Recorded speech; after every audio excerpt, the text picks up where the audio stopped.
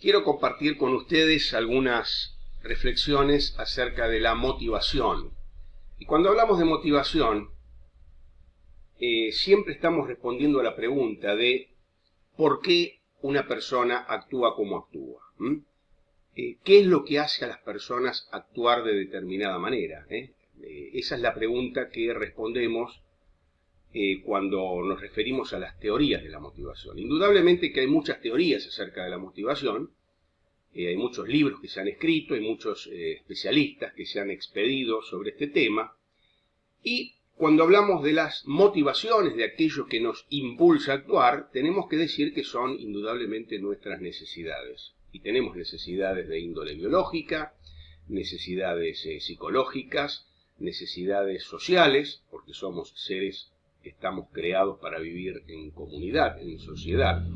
Pero yo quería reflexionar muy especialmente en este tiempo acerca de las motivaciones espirituales. Tema que no es tratado en general en los libros de psicología. Pero sí la Biblia nos tiene mucho para decirnos y para iluminarnos respecto de las motivaciones desde el punto de vista espiritual. Piensen ustedes que una consejería basada en la Biblia siempre le debe hacer justicia a lo que dice la Biblia acerca de los porqués del corazón humano. ¿Qué es lo que nos impulsa a actuar? Entonces, vayamos pues a lo que las Escrituras nos enseñan. El primer versículo que quiero compartir con ustedes está en la carta del apóstol Pablo a los Colosenses, y vamos a leer en especial el capítulo 3, los primeros 3 versículos. Dice la palabra de Dios de esta manera: si pues habéis resucitado con Cristo, buscad las cosas de arriba, donde está Cristo sentado a la diestra de Dios. Poned la mira en las cosas de arriba, no en las de la tierra, porque habéis muerto y vuestra vida está escondida con Cristo en Dios.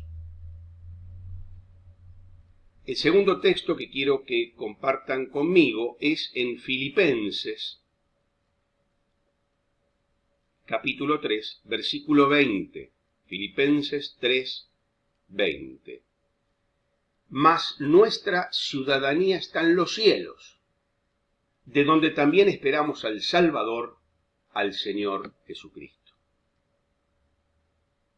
Vemos que las directrices claras y así en sentido muy general que la Biblia nos da respecto de la motivación espiritual, de las motivaciones que deberían primar en el cristiano, en primer lugar se nos dice que tenemos que adoptar una perspectiva celestial. Lo que nos debe motivar fundamentalmente son las cosas de arriba, justamente aquellas cosas que al hombre natural no le motivan. Como dijimos al principio, las personas en su estado natural, incluso nosotros mismos también los creyentes, estamos motivados por necesidades biológicas, por necesidades de índole emocional o psicológica y también por necesidades sociales. Pero acá la Escritura nos insta a hacer una diferencia. No a dejar de lado esas motivaciones que son legítimas y propias de todo ser humano, pero hacer una diferencia. Buscar las cosas de arriba, motivarnos por las cosas celestiales, que son justamente las que al hombre sabio, al hombre prudente, al hombre inspirado, cuya conducta está inspirada en las Escrituras, son aquellas cosas que más deberían motivarlo. Entonces hay por lo menos 4 motivaciones que deberían guiarnos cada día, bajo esta directriz general de motivarnos con las cosas de arriba. Tengamos siempre presente este principio. La primera de las motivaciones del cristiano la tenemos expresada en el Evangelio de San Mateo, capítulo 22. San Mateo 22, versículos 36 al 38. Dice: le preguntaron al Señor: Maestro, ¿cuál es el gran mandamiento de la ley? Jesús les dijo: amarás al Señor tu Dios con todo tu corazón, con toda tu alma y con toda tu mente. Este es el primer y grande mandamiento. Y el segundo es semejante al primero: amarás a tu prójimo como a ti mismo. El primer gran motivo de nuestra vida como cristianos, indudablemente, a la cabeza de todos, está el amor. Ahora, ¿cómo actúa un creyente motivado por el amor? Porque ya estamos bastante acostumbrados a que se nos hable acerca del amor y a hablar nosotros mismos acerca del amor. Pero vamos a elementos lo más concretos posibles. ¿Cómo actúa un creyente motivado por el amor? En primer lugar, tenemos que dejar bien en claro que el amor en la Biblia no es un sentimiento. El amor en la Biblia es un mandamiento. Por eso le preguntan al Señor: ¿cuál es el gran mandamiento de la ley? Luego en las epístolas del apóstol Juan también tenemos este concepto muy claro en cuanto a que el amor de Dios es un mandamiento, es un acto de la voluntad, una decisión que tenemos que tomar cada día de actuar de determinada manera. No tiene que ver con sentir cosas, porque sinceramente no tenemos dominio sobre los sentimientos, sobre lo que sentimos o dejamos de sentir. Incluso la Biblia nos manda a amar al enemigo. Convengamos que no vamos a tener sentimientos muy favorables respecto de un enemigo, pero la Biblia nos manda a amarlo igual. ¿Esto qué significa? Esto significa que nosotros tenemos que tomar una decisión, tenemos que decidirnos a actuar de determinada manera. Entonces, el amor en la Biblia no es un sentimiento, sino una decisión, un acto de la voluntad. El amor en la Biblia tiene que ver con acciones que llevamos a cabo en obediencia a Dios y en bien de nuestro prójimo. Por eso la pregunta es: ¿cómo actúa? No tanto cómo siente, sino cómo actúa un creyente motivado por el amor. Bien, una de las actitudes y actividades que cada día el creyente motivado por el amor experimenta y tiene es tomar tiempo cada día para estar en la presencia de Dios. A quien se ama o a la persona a quien uno ama, uno desea estar con esa persona, estar en compañía de esa persona. Entonces, el que ama a Dios, el que está motivado por el amor, toma tiempo, busca un tiempo, aunque a veces resulte difícil, aunque muchas veces los tiempos son limitados en nuestra vida, pero tenemos que dar prioridad a lo más importante, buscar tiempo cada día para estar en la presencia de Dios.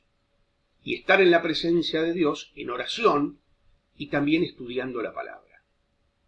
Un creyente motivado por el amor toma tiempo y esfuerzo en estudiar la palabra para justamente saber qué es lo que agrada a Dios, para escuchar la voz de Dios y para obedecer la voz de Dios. Un creyente motivado por el amor valora a las demás personas, le da valor al otro. Ese amor no se basa, como dijimos, en emociones o sentimientos, sino es un amor que busca oportunidades de demostrar ese amor a Dios y al prójimo.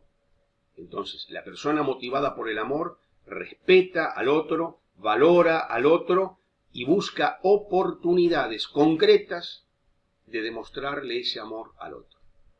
A través de un gesto, de una llamada telefónica, a través mismo de tener presente a esa persona en las oraciones diarias, asistir a la persona en su necesidad, e infinidad de maneras que, si estamos realmente motivados por el amor, seremos lo suficientemente creativos para buscar maneras de demostrar ese amor en actos concretos.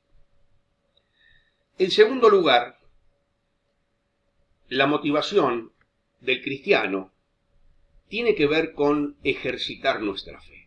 Si leemos en 1 Timoteo, capítulo 3, y el versículo 13,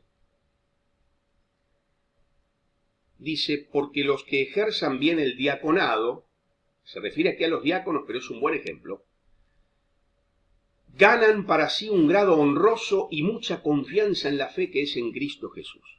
Interesante esto, ¿no? Porque una de nuestras motivaciones debería ser crecer en la fe, crecer en la fe. Y aquí nos da un principio extraordinario para tener en cuenta. A veces esperamos que nuestra fe sea creciente para ponernos a servir a Dios, pero acá el modelo es exactamente el inverso. Quiere decir que ser fieles en el servicio, porque diácono es siervo, significa siervo, el ser fieles en el servicio produce el efecto de fortalecer nuestra fe. Y un incremento en la fe a la vez aumenta nuestro potencial en el servicio. Es como un círculo virtuoso. Pero ese círculo virtuoso comienza por la decisión de obedecer y de servir. De esa decisión de obedecer y de servir, de esa decisión de ser fieles a Dios en el servicio, surge un aumento, un incremento, un fortalecimiento de la fe. Esta fe como estar cada vez más persuadidos de las promesas y de los propósitos que Dios nos reveló. Una mayor convicción, una mayor persuasión. Entonces, reitero, no hay que esperar a tener una gran fe para decidirnos a servir, sino decidirnos a obedecer primero, y luego, como consecuencia, nuestra fe se va a incrementar, y como objeto y como resultado del incremento y fortaleza de nuestra fe, vamos a ser mejores siervos. Y es un círculo, como decíamos, virtuoso. En tercer lugar, si leemos la primera carta de Pedro, el capítulo 1 y versículo 15,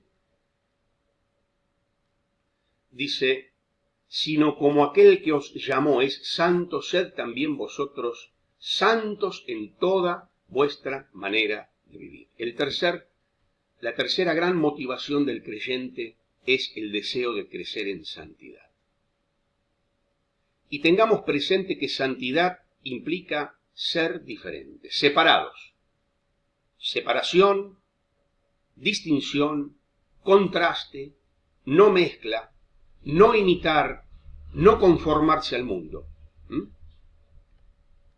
Hoy el mundo busca siempre parecerse. La persona mundana o la persona con una personalidad débil busca siempre imitar al otro, parecerse al otro, mimetizarse con la mayoría. El cristiano tiene que tener la postura, la posición y la motivación exactamente opuesta. Tenemos que estar motivados, queridos hermanos, a ser distintos. Motivados a no ser imitadores, a ser distintos. En cuarto lugar, tenemos que estar motivados al servicio. Como dijimos, a realizar, a andar en esas buenas obras que Dios preparó de antemano para nosotros. Ahora, ¿en qué consiste la motivación? Primero tendríamos que estar motivados cada día al iniciar un nuevo día, motivados a abrir bien los ojos y encontrar esas obras, porque Dios las preparó de antemano. Y nosotros no podemos convertirnos en gambeteadores de buenas obras. Tenemos que identificar esas buenas obras, encontrarlas, descubrirlas, como si fueran tesoros que cada día hay que descubrir. Esas buenas obras que Dios preparó. Encontrar las buenas obras, descubrir las buenas obras y hacerlas. Esto nos viene dicho en Filipenses 2:4 y en Efesios 2:10. Entonces, nuestra meta tiene que ser encontrar y hacer las buenas obras, ser de bendición.